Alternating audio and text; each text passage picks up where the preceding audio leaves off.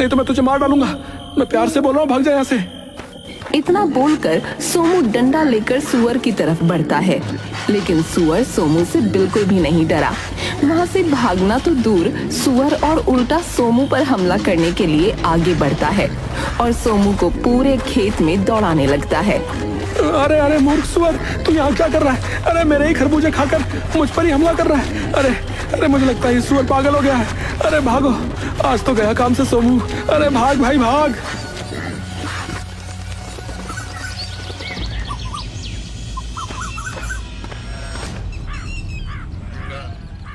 अरे नहीं नहीं, ये मैं क्या देख रहा हूँ? हे भगवान, ये सब क्या हो गया? मेरा सारा खेत उस दुष्ट ने उजाड़ दिया। अब मैं क्या करूंगा? मैं इस दुष्ट को जीवित नहीं छोड़ूंगा। अरे सोमू भाई, उस दुष्ट सुअर का तो आतंक बढ़ता ही जा रहा है। लेकिन जगिया भाई, आखिर हम उस दुष्ट जानवर का कर भी क्या सकते हैं, बताओ? अरे भाई, आप मेरी सलाह मानो तो हमें महाराज के पास चलना चाहिए। वो हमारी मदद अवश्य करेंगे। इतना सोचकर सोमू और जगिया तथा गांव के कुछ लोग राजा के महल में पहुंचते हैं। महाराज, महाराज, हमारी सहायता कीजिए महाराज, हमें बचा लीजिए महाराज।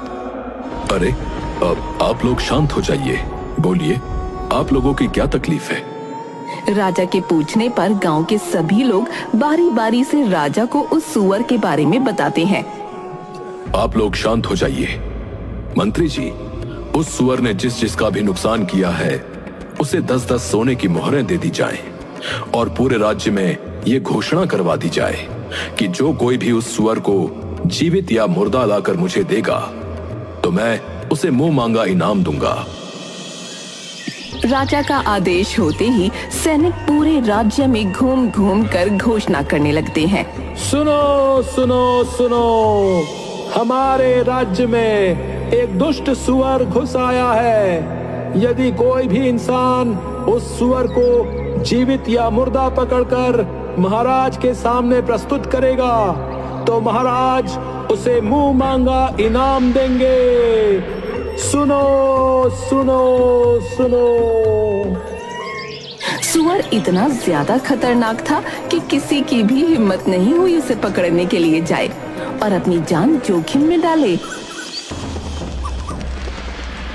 मंत्री जी, क्या आपने राज्य में मेरी घोषणा नहीं सुनाई? अभी तक कोई भी व्यक्ति उस सुअर को पकड़ने के लिए क्यों नहीं आया? महाराज, मुझे क्षमा कीजिए, लेकिन मैंने पूरे राज्य में ये घोषणा करवाई थी महाराज।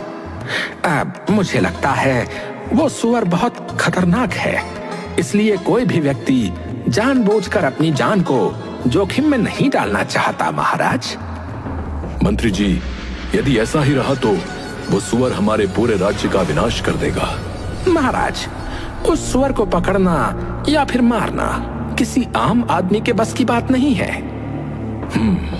मुझे लगता है मुझे अपनी शर्त को बदलना होगा।